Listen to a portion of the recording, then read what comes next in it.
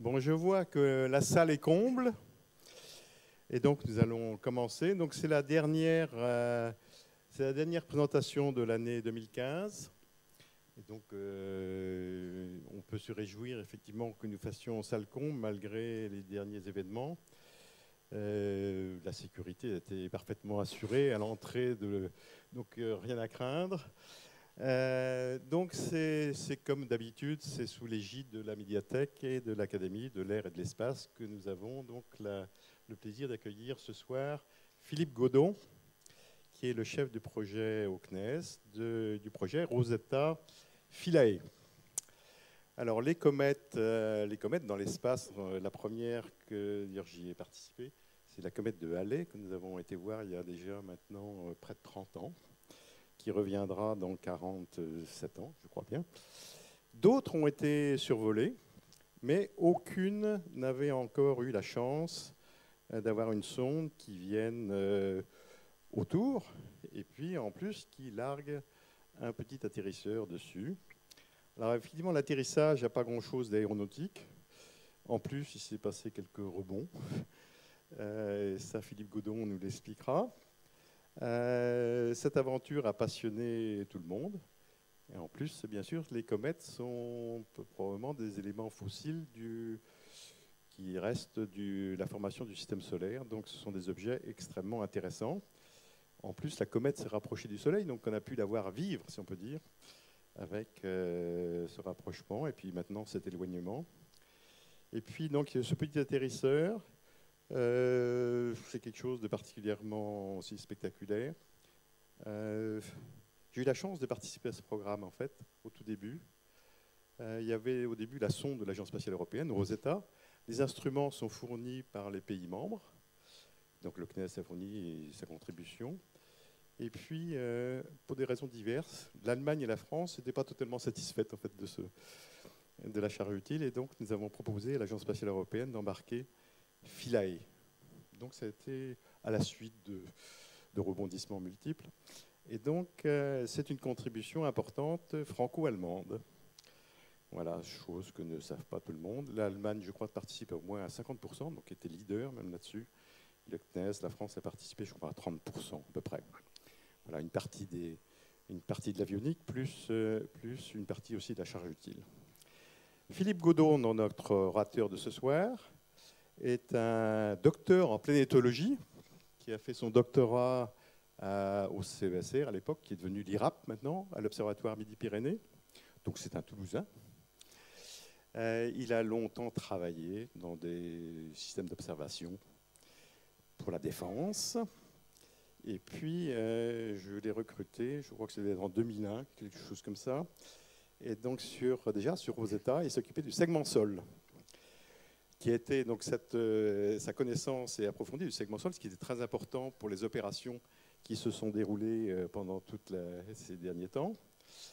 Et en même temps, donc, il a assuré, après le lancement, la fonction de chef de projet. Alors au début, c'était une équipe réduite, puisque la sonde partait, a mis près de 10 ans à rejoindre la comète.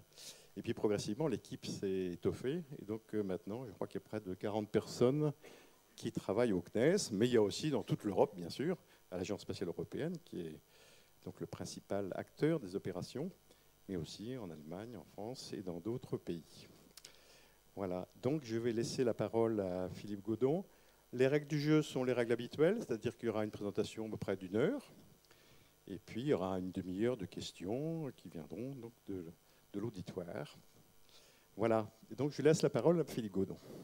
Merci Alain de m'avoir présenté, et puis d'avoir présenté déjà le projet aussi bien et de façon aussi complète déjà. Je vais revenir sur chacun des points et peut-être juste sur l'histoire de Philae. En fait, il y avait deux atterrisseurs au départ, un allemand et un franco-américain. Et la NASA a abandonné. Et donc, on a rejoint l'atterrisseur allemand, ce qui explique les proportions budgétaires et donc les participations dans Philae. Mais voilà, un beau projet que je vais vous présenter. Donc, essentiellement, vous allez voir, je vais revenir sur les objectifs scientifiques pour comprendre si déjà, à partir des premiers résultats, on arrive à répondre à ces objectifs scientifiques. Je reviendrai sur Rosetta et Philae, comment ils ont été conçus, comment ils fonctionnent, le déroulé de la mission, pourquoi il a fallu 10 ans pour arriver jusque là-bas et ce qu'on a fait depuis qu'on y est. Donc les résultats scientifiques de l'orbiteur et de l'atterrisseur. Et tout à fait à la fin, je vous présenterai le futur pour Rosetta et Philae. Donc pour comprendre les résultats scientifiques, je lance une petite vidéo. Il faut revenir à 4,6 milliards d'années en arrière. Et avant que donc, le Soleil et les planètes soient formées, on est là dans un énorme nuage de gaz et de poussière qui contient déjà tous les éléments de la table de Mendeleïev. Il y a eu d'autres systèmes, d'autres étoiles qui se sont formées avant et qui ont formé ces nuages de gaz. Et donc le nuage de gaz s'effondre sur lui-même et au milieu se forme l'étoile. Et tout en se formant, en fait, le système s'aplatit et nuage de gaz et de poussière est refoulé, vous voyez, sur l'extérieur par le proto-soleil. Et à l'intérieur de ce nuage et de cette poussière vont se former des planétoïdes que vous allez voir juste après.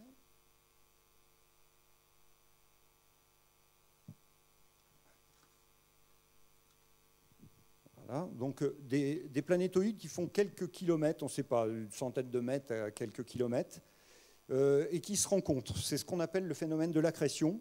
En tapant les uns contre les autres, en s'impactant, ils vont former des corps de plus en plus gros. Les corps les plus gros vont former des planètes et les corps les plus petits et les plus lointains ne vont pas réussir à s'accréter et ça va rester des corps petits. Quand ces corps ont été formés près du Soleil, ça va former les astéroïdes. Et les corps les plus lointains, qui se sont formés dans la partie froide du nuage de gaz, du disque de gaz qui restait, eh bien, ce seront des comètes. Et donc, les comètes, dans un proto-système planétaire comme celui que vous voyez là, qui s'appelle HL Tauri, vous avez le proto-soleil ou le proto-étoile qui est au centre, des traces noires circulaires qui sont des protoplanètes qui sont en cours de formation. Et là, dans la partie la plus lointaine, on ne les voit pas bien sûr à cette échelle-là, il y a un ensemble de comètes et d'astéroïdes, disons surtout les comètes là, et donc le réservoir de comètes se trouve à l'extérieur. Alors maintenant, il n'y a pas longtemps, j'ai oublié de vous dire que ça c'est une photo prise l'année dernière avec un nouveau télescope, qui est un ensemble de télescopes qui s'appelle ALMA, qui a été installé au Chili. Et c'est une des premières fois où on voit aussi bien un système planétaire en formation. Alors on en avait vu quelques autres avant dans l'infrarouge, avec Herschel ou avec d'autres moyens. Celui-là, c'est le premier qu'on ait vu, il date de 1995, il s'appelle Beta Pictori, et le disque, vous le voyez par la tranche. C'est pour ça que vous voyez ces parties jaunes et rouges à l'extérieur. L'étoile centrale a été cachée, est en noir, cachée par un coronographe, et les petites taches blanches au centre, c'est une protoplanète de la taille de Jupiter, un petit peu plus grosse que Jupiter, qui est en cours de formation. Donc, en fait, les comètes, et là, vous voyez les réservoirs de comètes, ils se trouvent là, dans les parties jaunes-rouges du disque à l'extérieur. Donc, on est capable de voir déjà plusieurs systèmes protoplanétaires en formation. Et en ce qui concerne le système solaire, eh bien, on pense au bout de 20 à 50 millions d'années.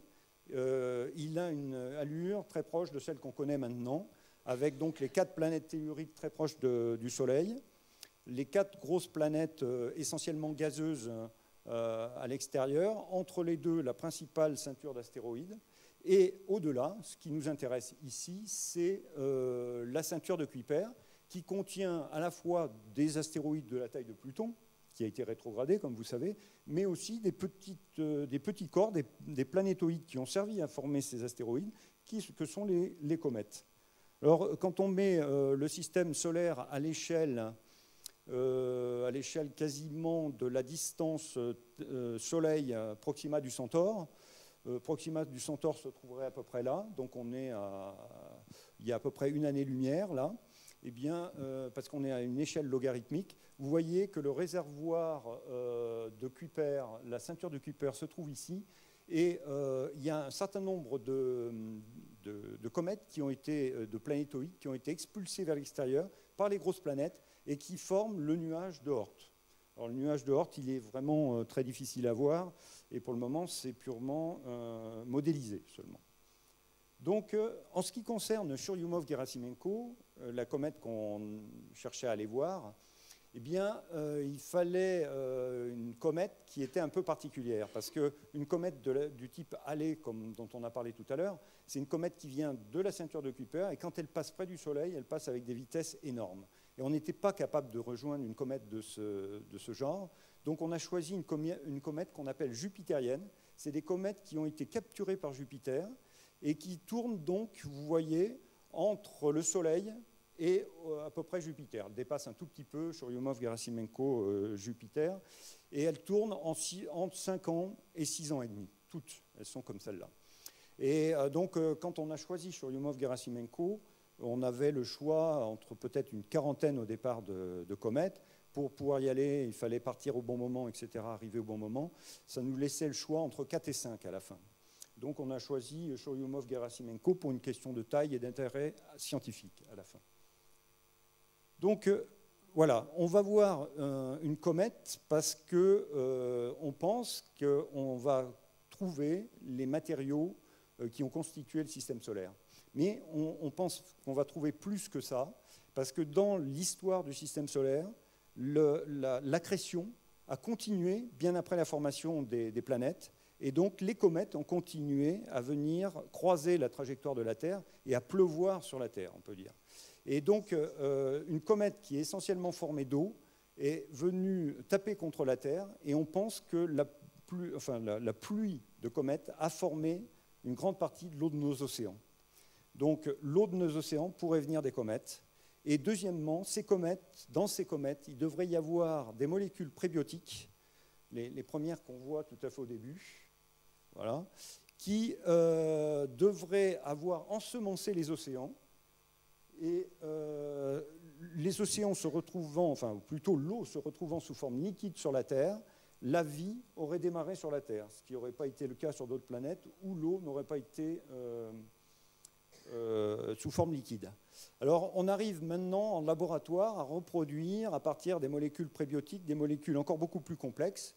Il faut certaines conditions qui sont un océan à peu près à 70 degrés et qui contiennent pas mal de fer. Et quand on met ces conditions-là, eh bien, on arrive à reproduire entre 27 et 29 réactions chimiques complexes. Donc, cette théorie semble assez solide. Et l'idée avec Rosetta, en allant analyser la comète, c'est donc de voir la matière présente dans le système solaire, au départ, avant sa formation, vérifier que l'eau de la comète aurait pu former l'eau de l'océan terrestre, et qu'on pourrait y trouver des molécules encore plus complexes que celles que je vous ai montrées tout à l'heure, et qu'on appelle les molécules prébiotiques ou organiques complexes, qui pourraient être à l'origine de la vie sur Terre. Donc une mission extrêmement ambitieuse. Alors pour ça, on a conçu en fait une mission double avec 2 engins. Un premier engin Rosetta qui nous amène jusqu'à la comète, et un autre engin Philae qui doit atterrir dessus et pour pouvoir faire l'analyse dit in situ. Alors ce qu'on avait fait jusque-là, parce qu'il y a eu des missions précédentes avant Rosetta, et en particulier Giotto, celle de l'ESA en 1986, quand Halley était passé près de nous, c'était ce style de mission, c'est-à-dire on passait près de la comète, mais on passait avec des vitesses de 250 000 km/h à proximité, donc on avait un temps d'observation de quelques heures.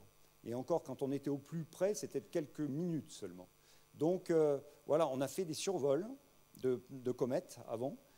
On a vu en fait un certain nombre de comètes, mais on n'a même pas vu la totalité de leur surface, tellement on passait vite près d'elles. Donc l'idée de Rosetta est totalement différente, c'est d'arriver à obtenir une orbite qui serait tangentielle à l'orbite de la comète qui est en blanc là, de manière à y arriver avec une vitesse relative très faible, pouvoir se mettre en orbite autour, et en plus, une fois qu'on est là, de pouvoir l'observer suivant sa trajectoire jusqu'au périhélie, c'est-à-dire l'endroit où elle est le plus près du Soleil, et voir au-delà. Donc l'idée, c'est de l'observer sur la durée, et pas de l'observer à un moment donné, au moment où on la croise. Alors, donc il y a eu deux premières mondiales, une première mise en orbite autour d'une comète, et un premier atterrissage sur un petit corps. C'est même plus que sur une comète, c'est la première fois qu'on atterrissait sur une comète ou un astéroïde. Alors, comme Alain l'a dit tout à l'heure, c'est quelque chose qui les études datent d'il y a très longtemps. On a commencé entre 1990 et 1995. La mission Rosetta a vraiment été signée et décidée en 1995. De 1995 à 2003, on a fait le développement, la fabrication des différents modèles jusqu'au modèle de vol. Et puis de 2004 à 2013, le voyage pour arriver jusqu'à la comète. Et de 2014 à 2016, les opérations près de la comète. Donc c'est quelque chose qui est extrêmement long. Hein, vous voyez, il faut plus de 20 ans. Et en plus, on s'est rajouté 2 ans parce qu'au moment, on devait lancer en janvier 2003 vers une autre comète qui s'appelait Virtanen. Et Ariane, le lanceur Ariane a connu un problème à ce moment-là. Et on a décidé d'attendre, de renforcer le lanceur avant de relancer la mission Rosetta. Et il a fallu attendre 1 an et 2 mois de plus. Et ça a donné 2 ans de plus à l'arrivée. Alors, Rosetta, c'est une organisation extrêmement complexe parce qu'il y a d'abord l'ESA, qui est le décideur, le maître d'ouvrage de la sonde orbitale, du segment sol de la sonde de l'orbiteur, ce que je vais appeler l'orbiteur après, et du lanceur. Donc au départ, c'était 15 pays, et maintenant, c'est même 22 pays qui forment l'ESA. Alors par contre, tout ce qui est instrument scientifique qui a été installé sur la sonde, et même Philae lui-même, a été financé par les États membres, pas par l'ESA, directement par la France, l'Allemagne, etc., de façon séparée, et par la NASA. Il y a 2 instruments qui sont de responsabilité NASA. Et pour Philae, donc, c'est un ensemble de 8 pays qui se sont associés pour construire Philae, essentiellement le DLR, le Max Planck, c'est-à-dire l'équivalent du CNRS en Allemagne, en France, donc le CNES et le CNRS, mais vous avez après l'Italie comme partenaire majeur et la Hongrie. Les autres pays participant à une moindre mesure. Alors, on a fabriqué une sonde, Rosetta, l'orbiteur, qui a un look assez classique, qui ressemble à un satellite géostationnaire. Il a quand même quelques petites particularités. Alors, il a été fabriqué par Matra Marconi Space, par la partie allemande d'Astrium, et qui maintenant s'appelle Airbus Defence Space, ADS. Et puis, les essais ont été faits par Alenia, et qui s'appelle maintenant Thales Alenia Space. Donc, une fabrication européenne par des gros industriels.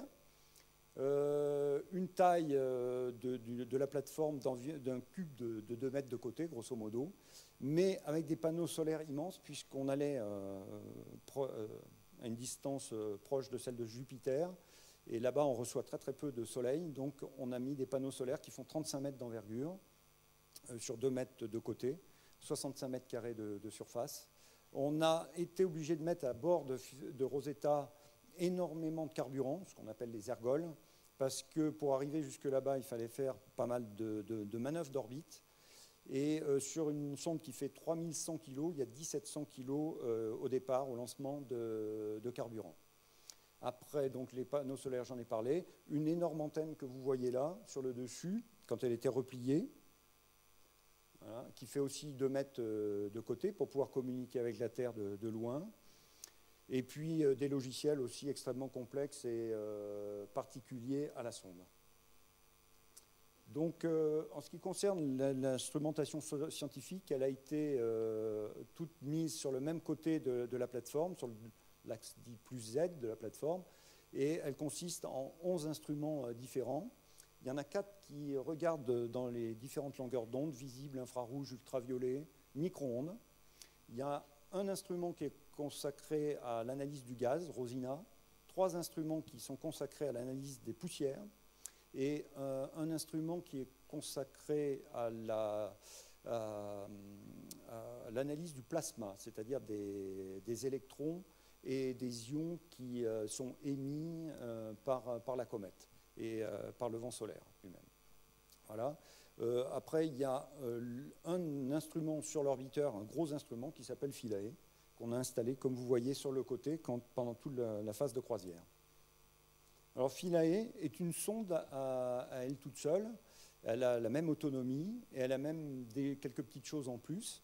Alors, elle fait 80 cm de long sur 70 cm de haut, et une fois qu'elle atterrit et sur ses pieds, elle fait 1,30 m de haut, 98 kg. Vous voyez là que pendant tout le voyage, le train d'atterrissage a été replié le long de Philae.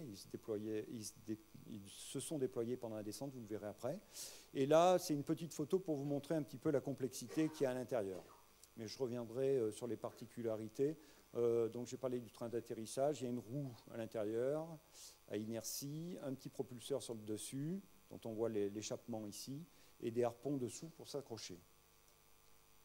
Alors, Philae lui-même a 10 instruments scientifiques.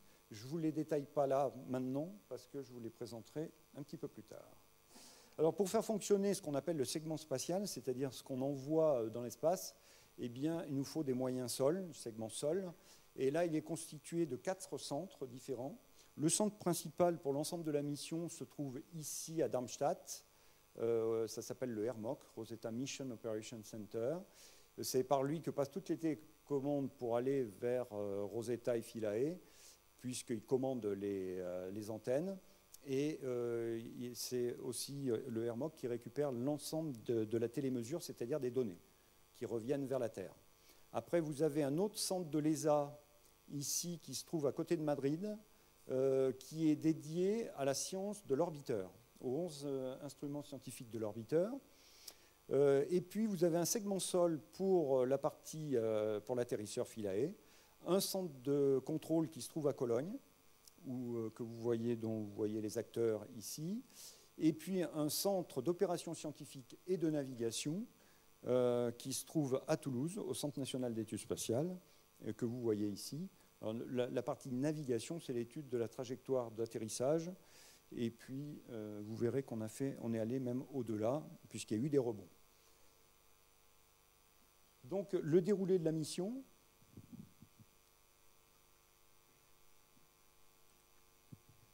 Une petite vidéo rapide qui va vous présenter la trajectoire, parce que je vous ai dit on va aller directement sur une orbite tangentielle à la comète, mais il n'y avait aucun lanceur qui était capable de le faire. Donc on a lancé Rosetta depuis ici, et on a fait un premier tour en 2004-2005 pour arriver à faire un premier survol de la Terre, ce qui nous a permis de nous élancer. C'est ce qu'on appelle l'assistance gravitationnelle. On a fait un tour et demi, on est revenu survoler Mars en 2007, février 2007, puis on est revenu vers la Terre en ayant un peu plus de vitesse initiale, et on s'est réélancé une fois de plus, et cette fois, on allait traverser la ceinture d'astéroïdes une première fois, mais on n'allait pas encore, vous voyez, la trajectoire de la comète, on était encore loin de la trajectoire de la comète.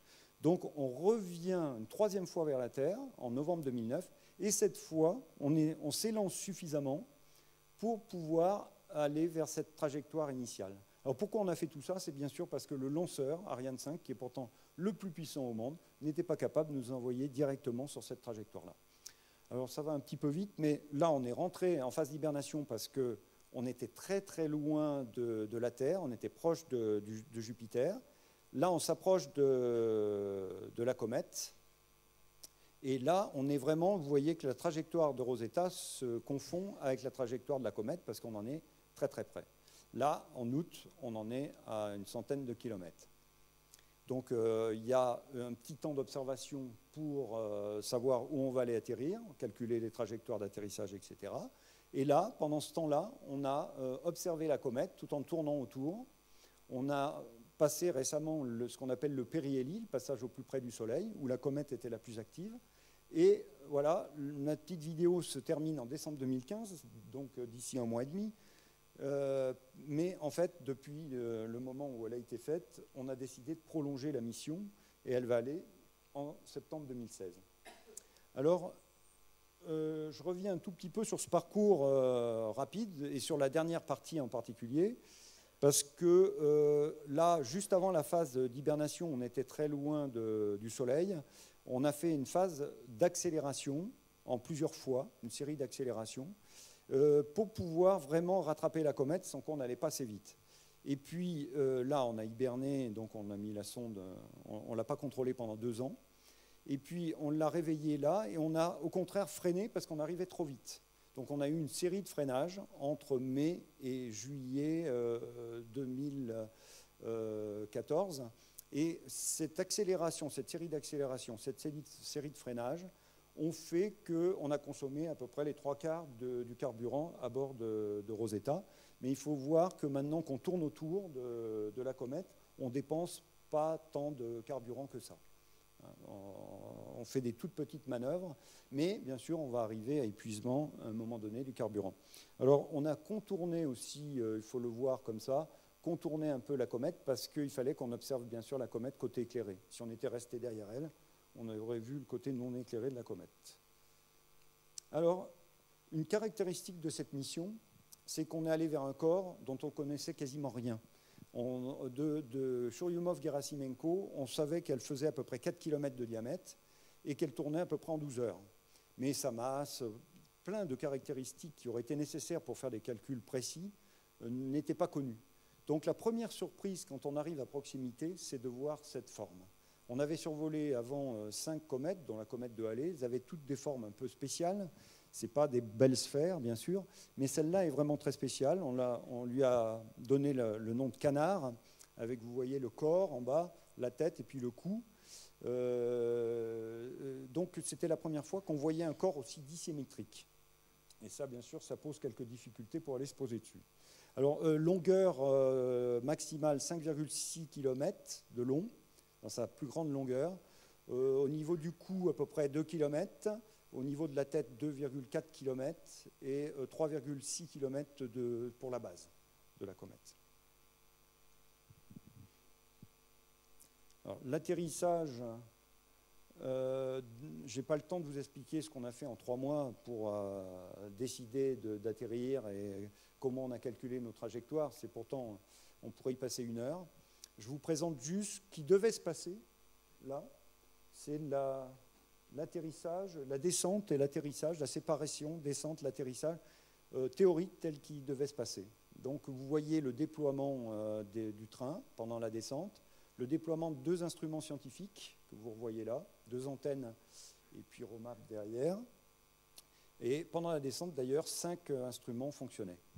Et là, je vais essayer. Voilà. On devait atterrir comme ça avec, vous voyez sur le dessus, ici, le propulseur qui était chargé de plaquer Philae sur le sol. Et pendant que le propulseur fonctionnait, une quinzaine de secondes, vous aviez 2 harpons qui sont là en rouge, qui devaient être lancés et pouvaient aller jusqu'à 2,5 mètres de profondeur et vraiment arrimer la Philae à la comète, parce que la comète faisant pourtant 10 milliards de tonnes, à la surface, on est en microgravité. Une microgravité qui est même 100 fois inférieure à celle qu'il y a dans la station spatiale, micropesanteur de la station spatiale. Donc voilà, il y avait besoin de s'arrimer. Et voilà une petite vidéo qui vous présente qu'on a faite nous-mêmes au CNES. La vraie descente et ce qu'on a réalisé. Alors vous l'avez peut-être vu en direct, c'est peut-être un rappel. La première chose qu'on fait une fois qu'on a séparé, on s'est séparé là, c'est avec Philae de faire une image de l'orbiteur. Ça nous prouvait en fait qu'on était bien séparés. Très vite, l'orbiteur qui se trouve là fait une manœuvre pour s'écarter de la comète, même si ce n'était pas une trajectoire d'impact, il voulait rester à 20-30 km d'altitude.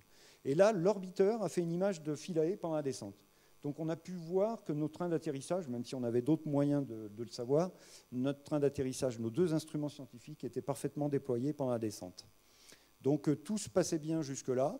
Une descente qui durait 7 heures et qui était une descente en pure chute libre. Il n'y avait pas eu d'accélération. Il y avait une petite pichenette au départ pour se séparer c'est même Philae de Rosetta, mais c'était très très lent. C'était simplement 1 km/h. Et là, c'est une chute libre qui nous accélère petit à petit, jusqu'à un moment d'impact où on va atterrir à 1 mètre par seconde, c'est-à-dire 4 km/h. Donc ce n'est pas énorme, mais on n'était pas très loin des capacités maximales de notre train d'atterrissage. Et vous voyez qu'on s'approche. Là, à peu près 40 minutes avant l'atterrissage, on reçoit sur Terre, alors avec 28 minutes 40 secondes d'écart, mais on surveillait ça avec cet écart-là. On reçoit une image prise par l'instrument Rollis sous Philae, et on voit qu'on va vers le bon endroit où on devait atterrir, c'est-à-dire ici, à Gilkia. Donc tout se passe bien. 40 minutes avant. On s'approche. Là, on fait une série d'images. Je vous en présente une, mais une série d'images avant d'atterrir. Ça permet de faire une sorte de zoom sur l'endroit où on allait atterrir. Et on voit qu'on évite ce genre de rocher, heureusement, parce qu'on n'était pas capable de l'éviter. Et on allait là, en plein milieu, sur une zone parfaitement plate et idéale pour atterrir. Malheureusement, quelques secondes après, on reçoit ça comme image, et ça, c'est pas bon, parce que c'était normalement les images faites par Philae pour de l'horizon tout autour de... Là aussi, il y en a 7 qui étaient toutes mauvaises comme celle-là, et qui devaient nous permettre de reconstituer l'horizon et de savoir exactement là où on atterrit. Donc, on voit qu'on n'a pas atterri correctement. Et en plus, on a d'autres paramètres qui montrent que Philae continuait à tourner sur lui-même. Ce que je ne vous ai pas dit, c'est dans la petite vidéo, on ne voit pas la rotation. Mais Philae tournait sur lui-même et a continué à tourner sur lui-même après avoir rebondi. Et là, je vous présente maintenant une orbite reconstituée du rebond. Et le jour même, on ne savait pas du tout ce que ça allait donner et quand est-ce qu'on allait véritablement trouver notre place à la surface. Ce qui était certain, c'est qu'on ne devait pas repartir dans l'espace comme on l'a entendu dire. La vitesse le train d'atterrissage amortissait l'atterrissage et donc on restait à la surface. Et là, vous avez vu un rebond et Philae va se mettre dans un coin de la comète qu'on a appelé après Abydos. Et je vais revenir après dessus, comment on a su où se trouvait Abydos. Voilà. Alors, pour mieux voir à partir d'une image prise par Osiris le rebond qu'on a fait, on a fait un rebond d'environ 1,2 km. Donc sur une comète qui fait 5,4 km, enfin 5,6 km dans sa plus grande longueur, c'est un grand bond, l'équivalent à peu près de Londres à Marrakech, voilà, à peu près. Donc c'était un gros rebond et ça durait 2 heures. Et heureusement, pendant ces 2 heures-là, on n'a pas perdu la communication avec Philae. Donc on a toujours reçu des données et ça nous a permis de savoir qu'on avait de bonnes chances de retrouver... et on a vu en plus pendant ces 2 heures le moment où Philae a trouvé sa place finale. Donc ça nous a rassurés et en plus, voilà, si vous voulez, l'équateur étant là, on a changé d'hémisphère, on est passé de l'hémisphère d'été à l'hémisphère d'hiver, ça c'est l'inconvénient, mais par contre on est resté en longitude à peu près pareil, ce qui a fait qu'au niveau de la communication, ça n'a pas changé énormément les créneaux. Ça les a décalés, mais pas énormément. Et donc on a pu travailler avec Philae correctement. Alors après, mais des mois après, ça c'est une image, en fait une composition d'images, faite à partir de 2 images avant l'atterrissage et après l'atterrissage. Et en comparant ces images, en mai 2015, c'est le laboratoire d'astrophysique de Marseille, a trouvé ce point-là blanc qui devrait être Philae. Voilà. Alors il y a d'autres points blancs, il y en a plein de points blancs partout, mais ces points blancs-là étaient déjà là avant l'atterrissage. Celui-là n'y était pas. Mais vous verrez pourquoi on pense qu'il n'y a pas seulement ça. Oui, j'ai oublié de vous dire quand même qu'on a fait pendant des mois des calculs, et là vous voyez un petit cercle bleu, c'était le cercle dans lequel on pensait que Philae se trouvait à partir de nos calculs. plein de paramètres. Si on a le temps, après, je reviendrai dessus. Mais voilà, on avait un petit cercle dans lequel on savait que Philae se trouvait. Et vous voyez qu'au lieu d'atterrir sur une zone plate, on a atterri dans une zone de falaise et de rochers. Et on pense donc que Philae se trouve à cet endroit-là. Donc je passe maintenant aux résultats scientifiques obtenus, et en particulier pendant la première phase pour Philae. Une première phase, j'ai donc une petite vidéo qui vous montre ce qui, là aussi, devait se passer en théorie. On a réussi à tout faire à Philae, mais pas dans le même ordre qui est présenté là. Là, en particulier, c'était l'instrument Shiva avec ses 7 caméras qui devait faire une prise de vue tout autour. Shiva a fait cette prise de vue, mais a vu des rochers, comme on verra après, très proches et pas un horizon. Rollis devait fonctionner une fois atterri. C'est l'instrument qui se trouve sous Philae. Et ça permettait d'orienter la plateforme dans le bon sens pour pouvoir faire un forage à l'endroit où on voulait. Après, vous voyez qu'il y a 2 instruments à l'intérieur de Philae qui fonctionnaient, qui permettaient de faire l'analyse chimique de l'échantillon. Une rotation à nouveau de Philae pour pouvoir déployer, c'est l'instrument Mupus ici. C'est un instrument, ce qu'on appelle le marteau, qui devait s'enfoncer en vibrant et qui permet de connaître la dureté du sol, la température du sol. Un autre instrument ici qui s'appelle APXS, qui, pour fonctionner, doit toucher le sol. Donc il a été aussi déployé. Voilà. Et on va faire un petit tour à l'arrière pour vous montrer les antennes qui représentent le dernier instrument qui s'appelle Conserve. Ces 2 antennes, vous avez les 2 antennes identiques sur l'orbiteur, et c'est l'instrument qui permet de sonder l'intérieur de la comète et de voir, de faire la radiographie, si on peut dire, de l'intérieur de la comète. Donc, si on regarde ce qu'ont fait chacun des instruments scientifiques de Philae, tous ont fonctionné, vraiment, mais 8 sont en vert, 8 sont en vert, 2 en orange. C'est que le problème, c'est que la foreuse, le foré s'est déployé, mais n'a pas touché le sol, trop loin. Le sol était trop loin, donc on a creusé dans le vide.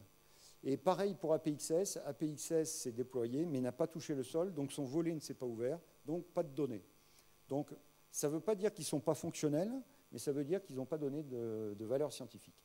Par contre, les 8 autres instruments ont donné des résultats scientifiques que je vais vous présenter pour les plus importants. Donc avec Shiva, la distance au rocher, la structure de l'intérieur de la comète, COSAC, les molécules organiques. Là, ROMAP mesurait le magnétisme de la comète. Il n'y a pas de magnétisme.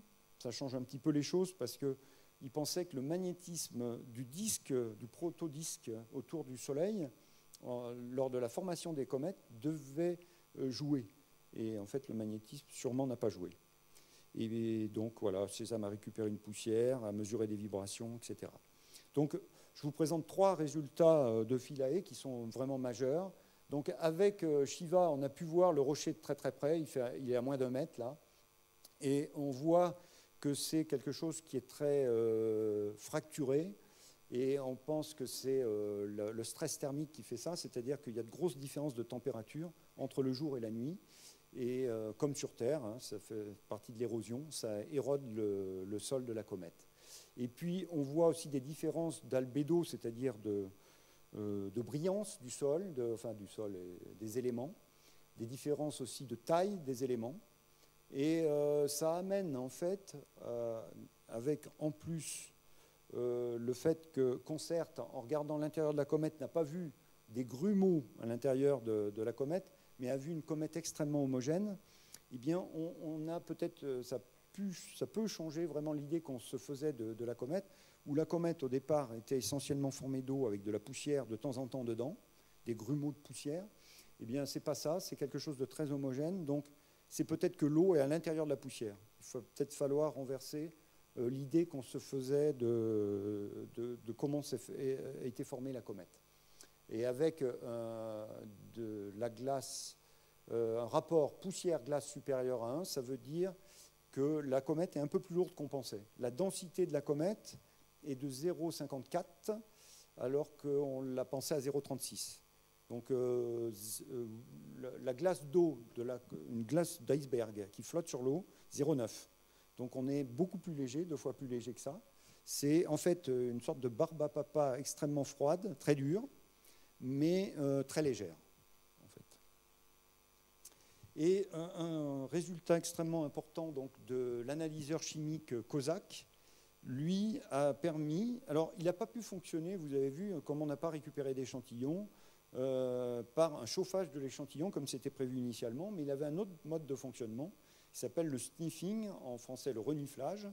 Et donc il a reniflé le gaz et de la poussière et il a pu analyser ce qu'il avait reniflé. Et donc il a découvert 16 molécules organiques complexes. Je ne vous ai pas présenté les formules, mais bon, il y a de nombreux atomes dedans. Alors, organique, ça veut dire composé de carbone, hydrogène, oxygène, azote, dont nous sommes faits, nous. Hein. Donc, dont en particulier 4 qui n'avaient jamais été avant découvertes dans l'espace. Donc là, on a la confirmation que les comètes sont porteuses de molécules organiques complexes. Et puis on a aussi Ptolémée qui a aussi sniffé, reniflé le gaz. Il a des résultats un petit peu différents, donc ils expliquent ça de façon du fait qu'ils ne reniflaient pas du même côté de Philae. Mais ils ont aussi découvert des molécules complexes, polyoxyméthylène, là, et donc ça confirme ce que trouve aussi COSAC. Donc des résultats de Philae très importants. Oui, j'ai dit 3, il y en a un 4e. Résultat, c'est on a pu mesurer aussi les caractéristiques du sol grâce à la fois à l'atterrissage, où vous voyez ici 2 images d'Agilkia, là où on n'est pas resté, mais on s'est posé, avant l'atterrissage sans les traces, et là, avec la trace des 3 pieds.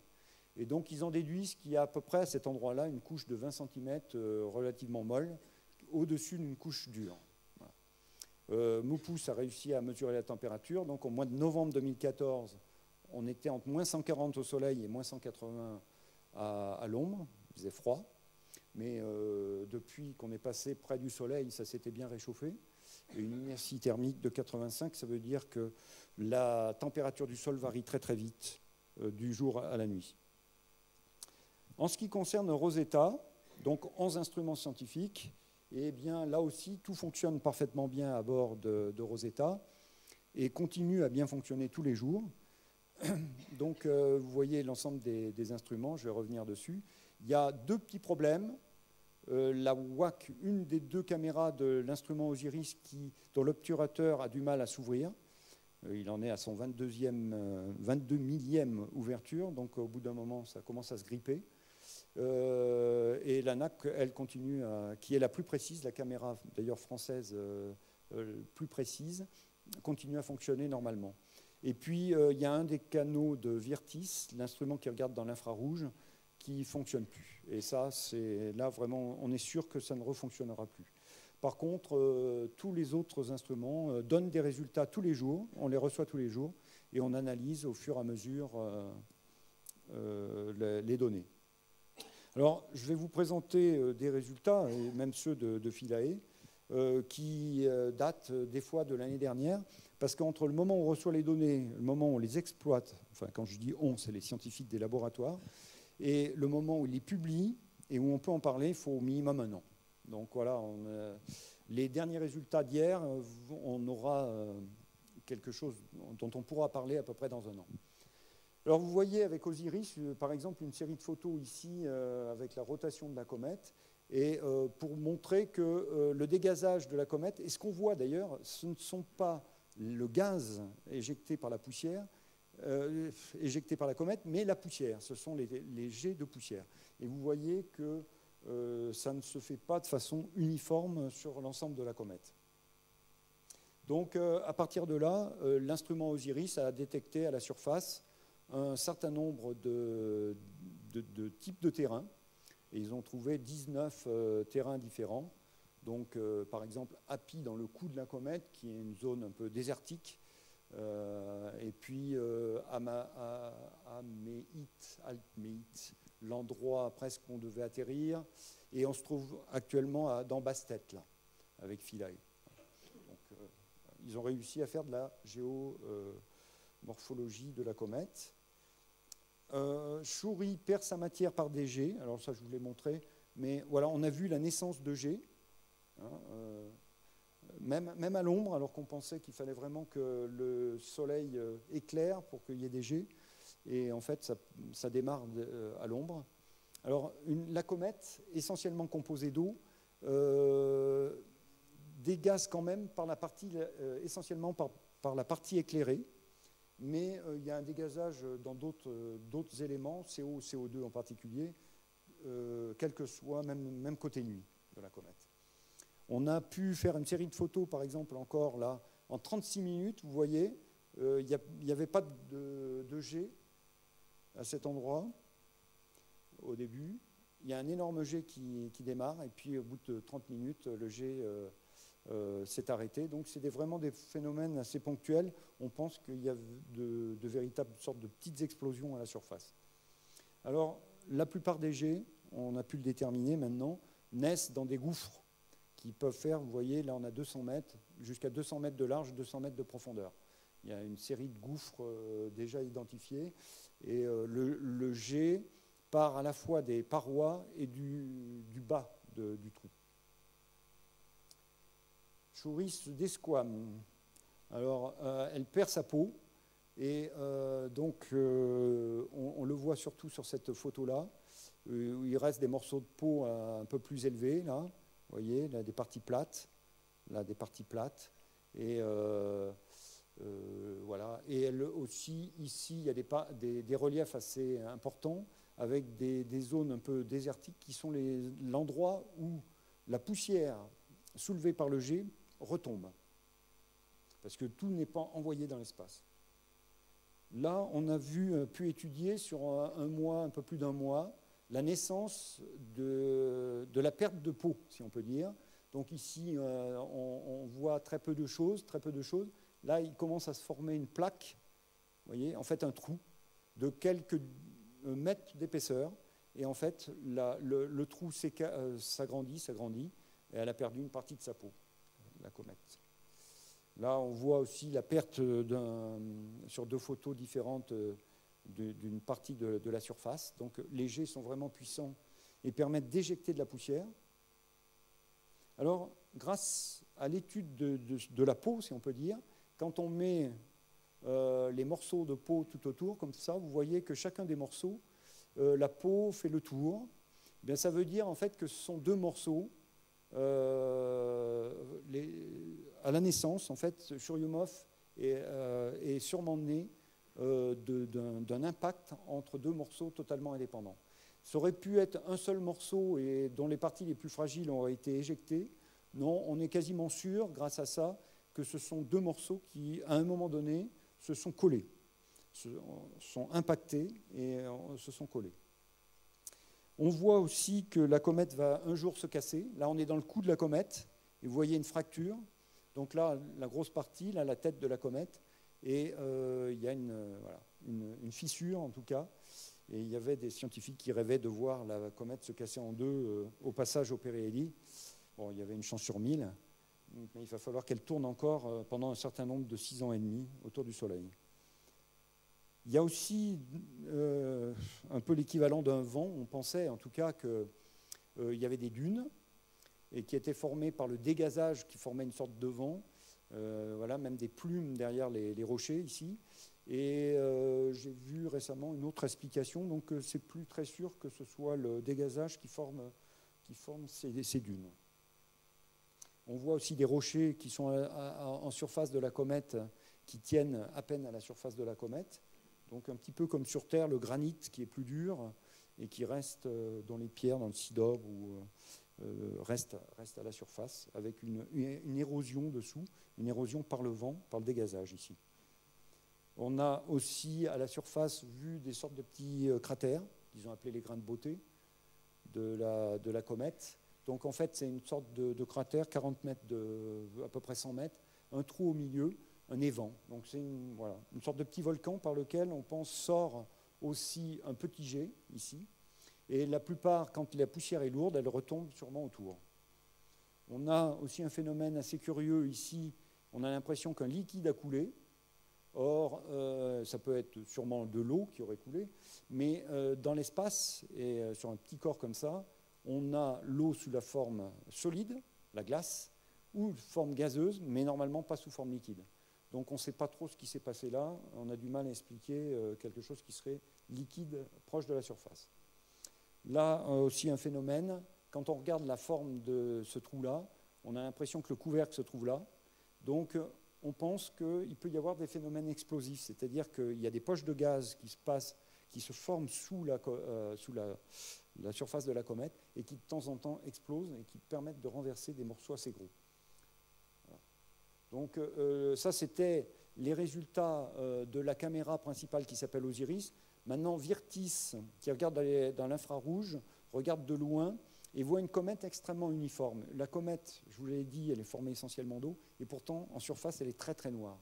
Elle est recouverte de ces molécules organiques qui rendent la comète plus noire que le charbon. Et donc là, on a une impression un petit peu de rouge.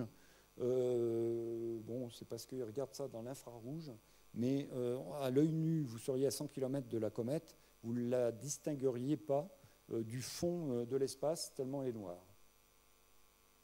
Et puis Virtis a vu ce qu'ils appellent le cycle de l'eau, c'est-à-dire que l'eau qui est sous la surface traverse la peau noire de la comète et donc des gaz.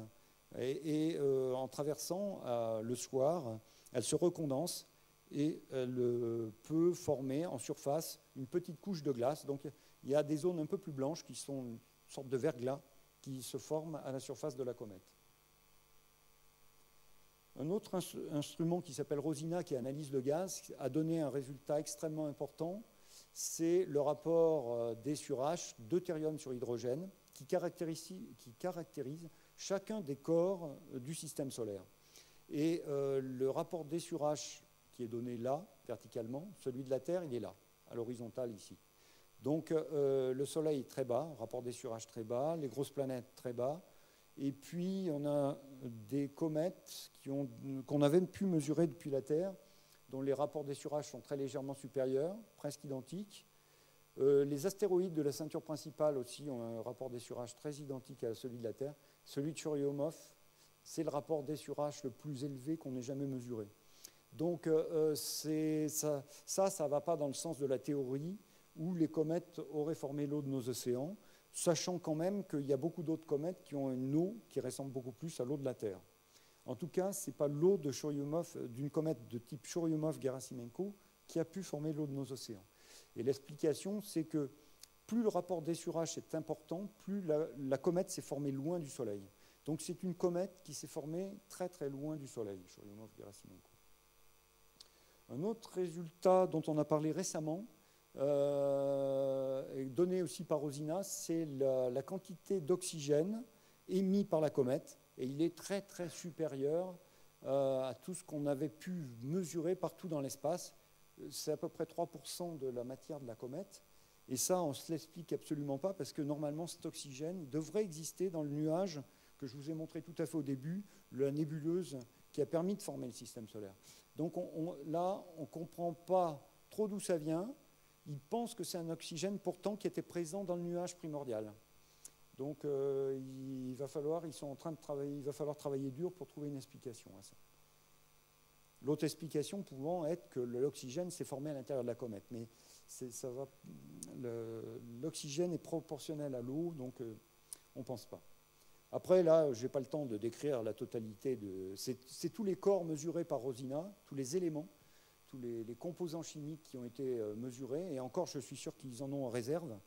Mais vous voyez, c'est essentiellement de l'eau, après du CO, du CO2, et puis après, ce sont des corps, beaucoup, il y a de l'éthane, pas mal, mais après, ce sont des traces surtout. Hein. Mais toujours des molécules de carbone, hydrogène, oxygène, azote, donc des molécules organiques. Il y a beaucoup déjà de molécules organiques dans la comète. Après, Giada nous dit qu'il y a de gros débris. Donc Giada s'attache à regarder les poussières, petites et grosses poussières. Et on va voir des débris, j'espère, je n'ai pas oublié, oui, juste après, soulevés par le dégazage de la comète. Mais il détecte deux types de poussières, une comète assez lourde, densité 1 à 3, et des poussières dites duveteuses très légères, densité 0,5, de l'ordre de la comète, de celle de la comète. Voilà ce qu'on a pu détecter. C'est par exemple donc soulevé par le gaz de la comète, un morceau assez important de la surface qui s'est détaché. Alors au départ, on pensait que ça faisait plusieurs mètres, mais ça dépend de la distance à laquelle ça se trouve. Et maintenant, ils l'ont revu à la baisse. C'est quelque chose qui fait entre 20 et 50 cm de taille. RPC, c'est le plasma.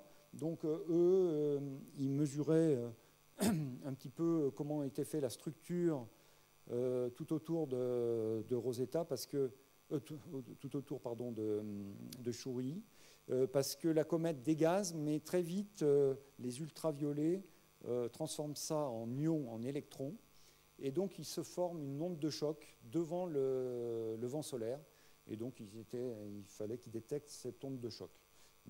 Ils l'ont détecté, mais je ne saurais pas dire à quelle distance ils l'ont détecté pour le moment. Ce n'est pas annoncé. Ça, ce sont des poussières capturées à bord de Rosetta et un microscope qui a pu faire ces photos-là.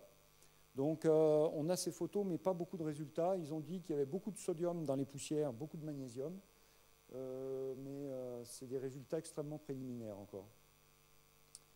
Donc voilà pour les résultats scientifiques. On reviendra peut-être dessus dans les questions. Et je vais finir mon exposé par le futur de Rosetta et de Philae. Donc en commençant par Philae, puisque c'est à Auchness ce dont on s'occupe particulièrement.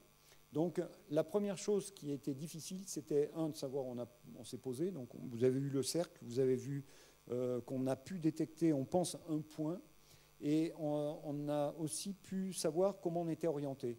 Alors comment on a fait?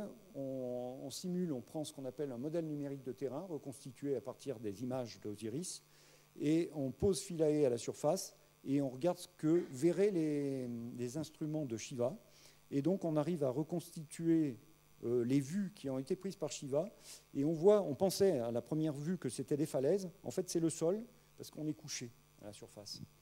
Donc, en fait, là, on a sur les deux bords, ici et ici, le sol, en fait, de la comète. Et les autres voient plutôt l'intérieur, les rochers qui sont tout autour de Philae. Alors, on a essayé de reconstituer ça sous la forme d'une image. Ça montre qu'en fait, Philae atterrit plutôt à la verticale contre un rocher qu'à l'horizontale sur le sol. Et ça, c'est une autre image avec le dernier DTM, qui est donc le modèle numérique de terrain le plus précis qu'on ait eu. Et en le positionnant là où il doit se trouver, voilà, et avec une vue de derrière, eh bien, on voit ce que le voit l'antenne, en fait. Et parce qu'il faut vous dire qu'on a des difficultés de communication. On a pu avoir des contacts simplement au mois de juin et de juillet. Alors on comprend maintenant pourquoi. C'est que si vous voyez ça depuis l'antenne, eh bien l'antenne voit essentiellement le sol, ici, de la comète, toute la partie basse, et même est cachée en grande partie par un horizon. Heureusement, on a une vallée face à nous, qu'on voit là. Mais par contre, il faut que la possibilité qu'on a de communiquer se trouve à peu près là, c'est-à-dire dans le diagramme. Normalement, une antenne est faite pour communiquer à la verticale dans un ciel vide. Et nous, on communique en tapant contre le sol, essentiellement. Donc, au lieu de communiquer jusqu'à 600 km d'altitude, eh bien, on a des petites bip-bip de temps en temps à 200 km ou à 150 km. Mais heureusement, quand on s'est, au mois de novembre, trouvé à 20-30 km d'altitude, malgré tous les échos qu'on avait, eh bien, on a pu avoir des communications à cette altitude-là. Mais comme vous savez, depuis Philae, plutôt Rosetta a dû s'écarter de la comète parce qu'elle dégazait beaucoup.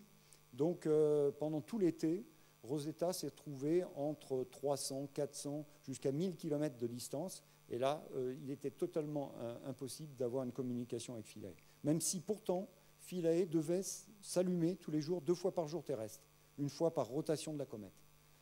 Alors le futur, Eh bien, c'est que ça, c'est la courbe d'ensoleillement sur Philae, si on peut dire. Donc, on avait un pic au moment où la comète est passée au plus près du Soleil, et ça, c'était le 13 août 2015. Là, on avait un maximum d'ensoleillement, mais malheureusement, Rosetta était trop loin pour communiquer. Et là, on est sur la partie, on est à peu près là. Donc, on a déjà beaucoup moins de soleil qu'au début, mais par contre, on devrait en avoir suffisamment. Et puis là, c'est la durée du jour. Donc là, c'est le solstice, le jour le plus long, qui était le 25 août. Donc on a eu une augmentation. Et puis là, le jour aussi diminue. Donc vous voyez que l'énergie reçue par les panneaux solaires de Philae est en cours de diminution forte. Donc au final, on espère, et dès ce vendredi, pouvoir reprendre des contacts avec Philae, si bien sûr il a résisté à la pluie de poussière et à tout ce qui a pu lui arriver depuis son atterrissage. En tout cas, on s'y est préparé. Et si on devait reprendre le fonctionnement des instruments, on commencerait par les plus simples, que sont Sésame, Mupus, Romap. Romap et Sésame mesurent d'ions dans le dégazage et dans le sol.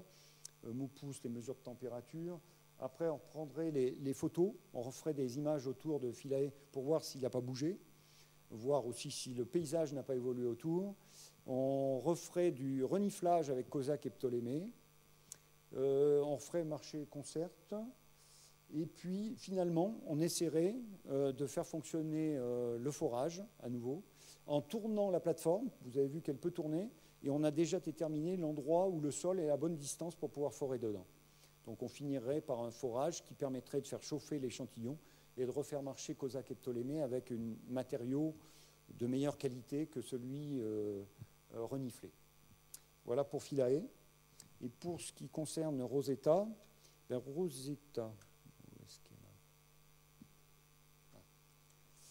Rosetta se rapproche petit à petit de la comète. Là, je vous présente en fait sa trajectoire dans les 3 derniers mois. Donc, actuellement, aujourd'hui, doit être à peu près à 150 km d'altitude, donc on pourrait dire c'est bon pour Philae, mais pas dans la bonne direction. Donc, on n'est pas sur le bon hémisphère, et donc on ne peut pas communiquer, mais dès la fin de la semaine, ça pourrait être bon. Et en fait, Rosetta va pouvoir venir encore beaucoup plus près de la comète, et s'en approcher jusqu'à 10 km quand le dégazage va aller encore en diminuant, puisque la comète se rééloigne du Soleil rapidement maintenant. Donc voilà, là on est à peu près à 150 km, ce week-end on devrait être à 120, on ne va pas y aller aussi vite que ça, mais ce qui est prévu en fait, c'est d'atterrir au mois de septembre avec Rosetta. Alors Rosetta n'est pas un atterrisseur, mais il aura épuisé son carburant. Donc on essaiera de le poser de façon le plus légère possible à la surface, mais ça risque d'être un crash en effet.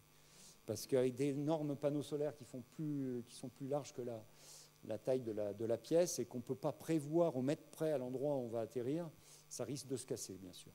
Mais ça sera une fin en beauté. Voilà.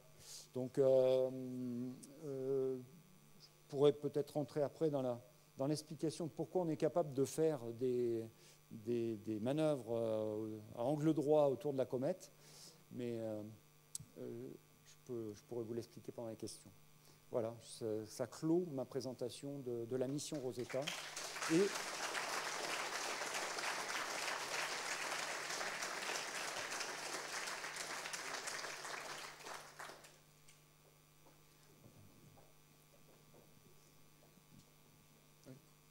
micro.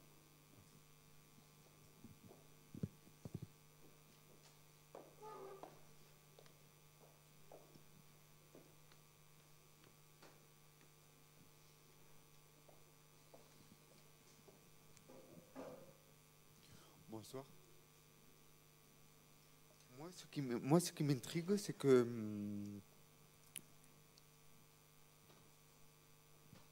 les éléments scientifiques embarqués sur Rosetta, comment le langage, comment, comment, le langage, comment on communique depuis la Terre vers le Rosetta, la sonde Rosetta. Est-ce qu'on communique en langage de programmation Python ou est-ce que Rosetta redescend son langage en langage de programmation via les paraboles sur Terre en langage du Python? Et comment on décrypte quand la communication arrive sur la parabole, comment est-ce que ce langage de Rosetta qui communique d'en haut est décrypté de la parabole vers les centres de commande? Alors, c'est en fait pas un langage, c'est un format de données exprimé en binaire avec des 0 et des 1. Et on a découpé ce format pour pouvoir communiquer, c'est-à-dire que la sonde comprend ce qu'on lui envoie, des télécommandes, et nous renvoie des données qu'on est capable nous-mêmes aussi de décoder. Alors, c'est des longueurs d'onde spéciales, c'est de la bande X, c'est-à-dire à 8 GHz en ce qui concerne les télécommandes entre Rosetta et la Terre et Rosetta, et 2 GHz entre Rosetta et Philae. J'ai peut-être oublié de mentionner que, bien sûr, pour Philae, tout passe par Rosetta. Donc, il y a un format, et donc, il n'y a pas un langage spécifique, il y a un langage à bord pour comprendre et décoder le format en question. Mais c'est les mêmes principes que vous avez dans votre télécommande de télé. C'est un petit peu plus compliqué puisque ça se passe à 450 millions de kilomètres, mais les principes de transmission des données restent les mêmes. Alors, il y a un langage à bord. Pour Philae, par exemple, c'est le Force. C'est un langage très spécifique. Et je ne saurais pas dire de tête, ou je ne me rappelle plus pour Rosetta. Mais bon, voilà, il y a un langage, l'équivalent de Windows, si vous voulez, à bord de Rosetta et de Philae. Et l'essentiel, c'est que les engins puissent se communiquer et se comprendre. Alors j'ai oublié de mentionner que, en fait, tout ce qu'on fait faire à Rosetta ou à Philae, bien sûr, est télécommandé à l'avance. C'est-à-dire que notre plan de travail, on l'envoie la veille, voire 2 jours avant, et on dit à Rosetta, à Philae, tu feras ça à telle heure. Et à bord de Rosetta, à bord de Philae, il y a des horloges, et le logiciel de vol, à partir de l'horloge, déclenche le fonctionnement de tel ou tel instrument à tel ou tel moment. Voilà comment ça se passe au niveau de la commande. Oui, bonjour. D'abord, je suis absolument bluffé par tous ces détails sur cette mission et voir les progrès de l'exploration du système solaire. Ma question porte sur ce que vous aviez prévu, c'est-à-dire la navigation. J'avoue pas très bien comprendre comment, à ces distances, puisqu'il y a 30 minutes en gros de transmission du signal, et dans un référentiel qu'on connaît mal ou peu au départ, puisque l'objet autour duquel on va naviguer, on ne le connaissait pas au départ. Comment on arrive à naviguer? Naviguer, c'est faire des corrections de trajectoire pour aller où on veut par rapport à ce qu'on observe. Alors déjà, comment on observe la trajectoire à ces distances, et après, comment on peut arriver à faire ces calculs et arriver à cette précision, puisque quand on voit que vous avez réussi à viser le site d'atterrissage prévu à quelques mètres près, c'est fabuleux. Alors, quand on n'a aucun repère, on se trouve sur notre trajectoire entre la Terre et Jupiter, eh bien, on se guide, en fait, on calcule la distance entre la Terre et l'engin, grâce à justement au temps parcouru par l'onde. Alors on connaît le moment où il part, le moment où on arrive, et on mesure en fait la distance. On a une distance dite radiale en fait. Mais quand on est autour et quand on a plusieurs distances radiales, on arrive aussi à voir en fait la chose en 3 dimensions. Mais quand on est à proximité d'un astéroïde ou à proximité d'une planète ou à proximité de Churyumov, là on utilise des caméras de navigation qu'on a mis à bord. Et on navigue grâce aux caméras de navigation. Donc, ce qui est un peu compliqué, c'est qu'on ne connaît pas la taille du corps. Donc, c'est une série d'itérations avant de bien savoir quelle est la taille du corps et de pouvoir se repérer par rapport en fait à certains détails qui se trouvent à la surface du corps. Donc je ne me rappelle plus le nombre de points d'accroche, si on peut dire d'amers, pour prendre le terme exact, à la surface de la comète, ils utilisent, mais c'est par rapport à ces points-là qu'on a maintenant en 3D qu'on se repère. Mais bon, voilà. Il y a deux façons de fonctionner. Alors là, je vous parle qu'en termes d'orbite, et après on se repère par rapport aux étoiles en termes d'attitude, c'est-à-dire d'orientation de la sonde sur elle-même. Parce que quand vous faites une manœuvre, si votre sonde elle est dans cette direction-là, ça va pousser comme ça, vous tournez comme ça, et la tuyère va pousser dans l'autre direction. Donc il faut être extrêmement précis aussi en termes ce qu'on appelle d'attitude, c'est-à-dire d'orientation du corps, enfin de Rosetta ou de Philae sur lui-même. Ça, donc, je suppose qu'il y a un senseur d'étoiles voilà, plus la roue d'inertie qui permet d'avoir cette précision. Mais je ne savais pas, par contre, que la navigation, en fait, était une navigation à vue par rapport aux amers déterminés progressivement. Tout à fait. C'est génial. Ah oui. Alors après, l'étape d'après, ça sera que ça puisse se faire en autonome. Mais pour le moment, en fait, on prend les images, on les renvoie vers la Terre, on analyse sur la Terre, on dit ce qu'elle doit faire. Un jour, bientôt, en fait, à partir des images de la caméra de navigation, la sonde sera suffisamment autonome, pas Rosetta, une autre sonde, mais sera suffisamment autonome pour pouvoir le faire elle-même. Oui, je pense que ce n'était pas possible avec l'électronique d'il y a 20 ans. Exactement, c'est difficile. Bon, disons que la confiance n'était pas là aussi. Bah, félicitations. Oui. Est-ce que d'autres atterrisseurs ont été envisagés avant de choisir celui-ci? Et deuxième question, pour une future mission, quel atterrisseur est à envisager? Alors, je ne sais pas si on parle d'autres missions sur d'autres corps qu'une comète. Il y a par exemple la Hayabusa qui a fait un touch and go. Il y avait la sonde Eros qui a aussi s'est crashée un peu à la surface, qui n'était pas un atterrisseur.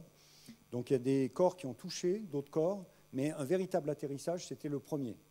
Et donc c'était vraiment... les deux atterrisseurs dont je vous ai parlé tout à fait au début, l'allemand et le français, l'un s'appelait Roland et l'autre Champollion. Et c'était les deux premiers atterrisseurs destinés à aller atterrir sur une comète.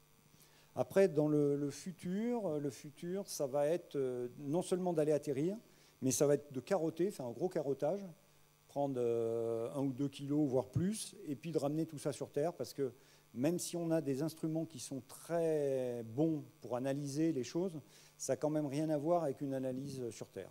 C'est le même principe que pour la Lune, quoi. On a commencé par regarder sur place avec des robots, et après, le mieux, c'est de ramener des roches lunaires qui ont été analysées sur Terre. Donc ça va être la prochaine mission, mais on n'en parle même pas pour le moment, tant que Rosetta n'est pas fini. Je pense qu'il y a eu 30 ans entre la précédente et celle-là.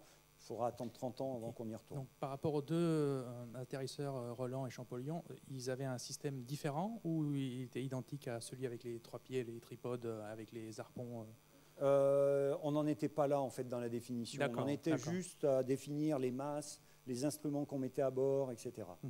Donc, en fait, l'analyse mission de Philae a été faite sur celui-là. D'accord. Ouais.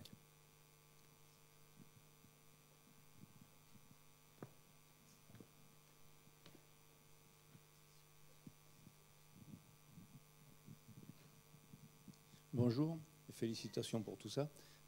Étant donné que vous aviez, je suppose, pas prévu que la sonde devait rebondir, est-ce que vous avez compris pourquoi elle a rebondi? Oui, c'est qu'il y a 2 éléments qui n'ont pas fonctionné. Deux éléments qui n'ont pas fonctionné. Le propulseur qui devait la plaquer au sol ne s'est pas déclenché et les harpons non plus n'ont pas été lancés. Donc, le premier, avant même l'atterrissage, on avait des doutes parce qu'on avait fait des essais dans les 2 jours qui précédaient et les capteurs de pression dans le tuyau du propulseur ne donnaient pas de bonne valeur. Donc on s'est dit, soit il y a une valve qui ne s'est pas ouverte, soit carrément le réservoir s'est vidé pendant la phase de croisière. Donc on était assez pessimiste sur le fonctionnement du propulseur. Mais pardon, sans le propulseur, on aurait pu faire fonctionner les harpons et s'accrocher. Et les harpons non plus ne se sont pas déclenchés. Alors là, il y a eu aussi des essais sur Terre qui n'étaient pas tous à 100% réussis. Donc il y avait un taux d'échec, mais on ne pensait pas que les deux ne se déclencheraient pas. Alors, ce que nous disent nos collègues allemands, c'est qu'il y a deux choses, deux possibilités. Soit vraiment la température a fait que ça a abîmé ce qui déclenche le tir du harpon, soit c'est une erreur de commande dans le logiciel de vol. Et si c'est une erreur de commande dans le logiciel de vol, on pourrait retenter un harponnage, même à l'endroit où on se trouve là maintenant. Bon, on le fera qu'en dernière extrémité, si vraiment on a de bonnes communications, etc. Mais bon. Alors donc, voilà, pourquoi on a rebondi? Il y a eu deux sous-systèmes, ce qu'on appelle les sous-systèmes, qui n'ont pas fonctionné.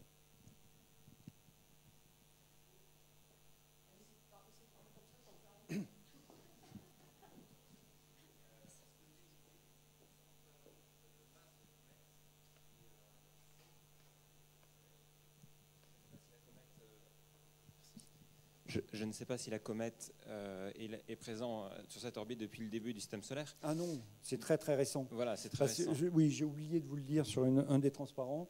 Une comète comme ça, quand elle est capturée par Jupiter, elle a une durée de vie entre 10 000 et 50 000 ans parce qu'elle s'érode, comme vous dites, voilà, chaque fois qu'elle passe près du Soleil.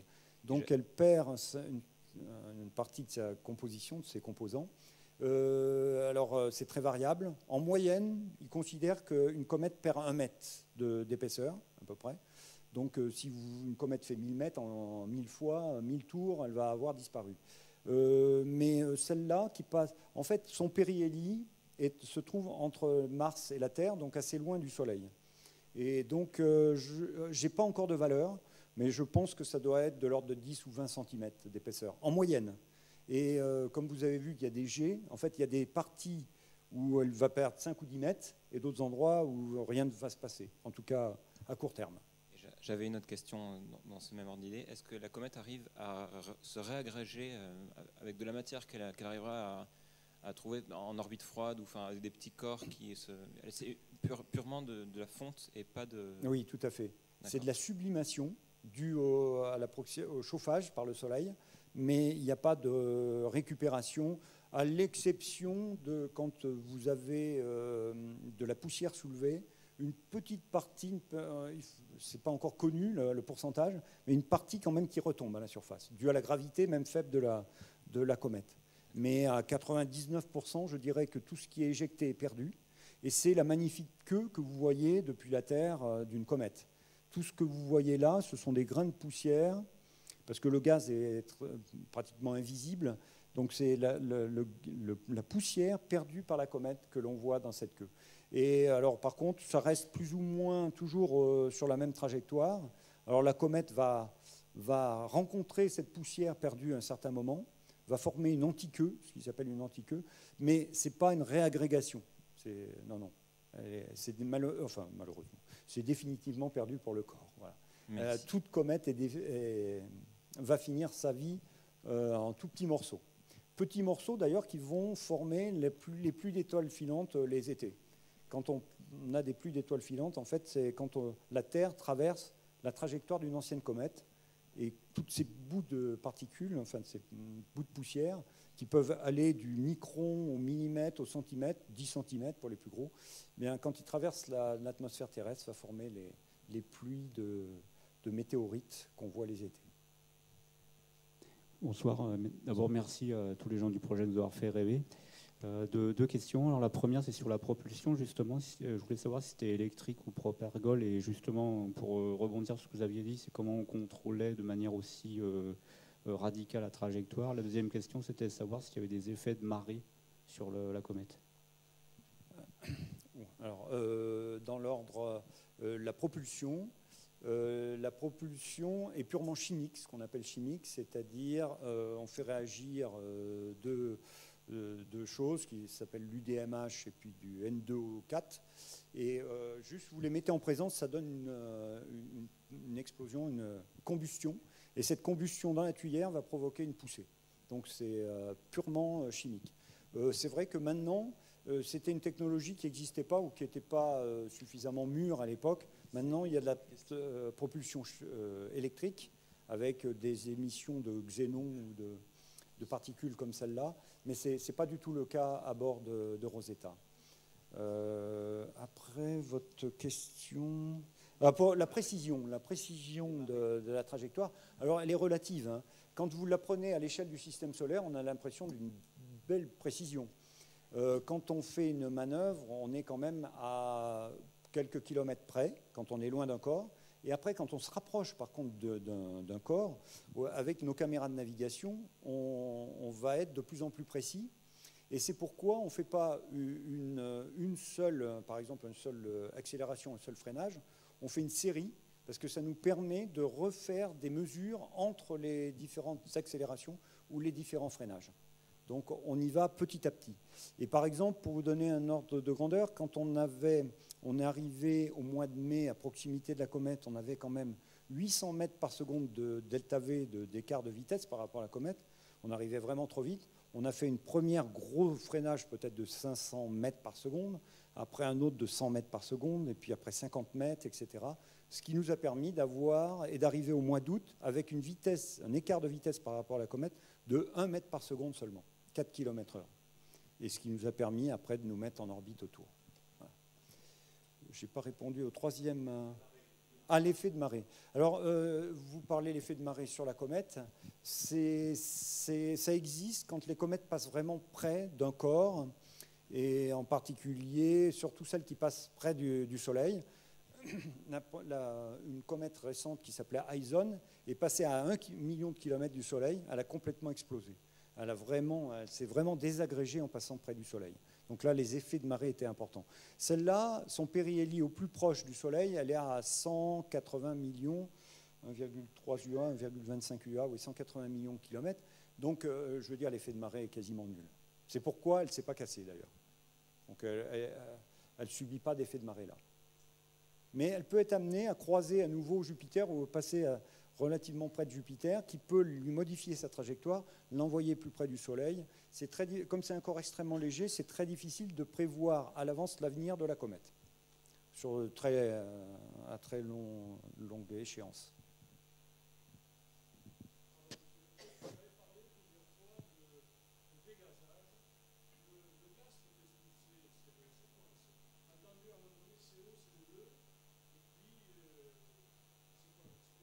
Ah oui, alors c'est tous ces... je suis sorti de mon PowerPoint. Il y a vraiment un tas de composés, mais à 80%, ça va être de l'eau. Parce que la comète, si vous voulez, dans l'espace, l'oxygène est normalement un corps qui réagit beaucoup, qui est très vite dissocié, cassé. Donc l'oxygène tout seul, quand il n'est pas moléculaire mais atomique, il va vite réagir, et il va réagir avec le principal composant de l'univers, c'est l'hydrogène. Et qu'est-ce qu'il va former? Il va former de l'eau. Donc, dans tout le nuage moléculaire lointain, c'est-à-dire froid, ça va être de l'eau essentiellement. Et après, donc l'oxygène va réagir beaucoup avec le carbone et va former du CO et du CO2, monoxyde, dioxyde de carbone. Donc ça, c'est vraiment les 3 éléments qu'on retrouve dans toutes les comètes, parce que c'est les éléments fondamentaux qui se trouvaient dans le disque protosolaire avant. Et après, il y a beaucoup d'autres corps, mais qui sont à l'état presque de traces, de l'éthylène, du méthane, de l'ammoniac, etc., du sulfure d'hydrogène. On a dit la comète, elle sent mauvais. Alors, oui, mais c'est à l'état de traces. Hein. Et, voilà. Il y a de l'HN, de l'acide cyanhydrique. C'est quelque chose qui nous tue si on en respirait. Donc, il y a plein de composés, mais c'est des composés chimiques qui sont essentiellement composés de carbone, oxygène, hydrogène, azote, parce que c'est les éléments primaires formés par les étoiles, voilà, et qui sont les plus nombreux dans l'univers. Je crois qu'on va arrêter là, malheureusement, la série des questions.